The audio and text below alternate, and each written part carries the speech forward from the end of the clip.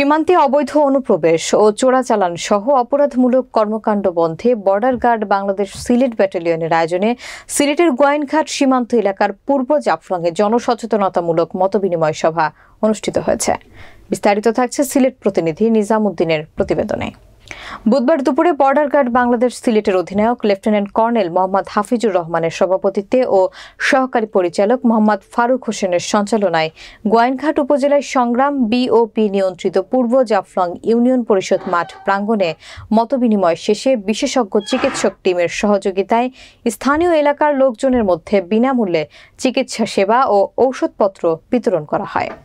এ সময় উপস্থিত ছিলেন গোয়াইনঘাটের উপজেলা নির্বাহী অফিসার মোহাম্মদ তৌহিদুল ইসলাম, সহকারী কমিশনার সাইদুল ইসলাম, জৈন্তাপুর উপজেলা সহকারী কমিশনার মেজ ফারজানা আক্তার লাবনী, জৈন্তাপুর উপজেলা সহকারী কমিশনার মেজ ফারজানা আক্তার লাবনী, পূর্ব জাফলং ইউনিয়ন পরিষদের চেয়ারম্যান রফিকুল ইসলাম সহ অনেকেই।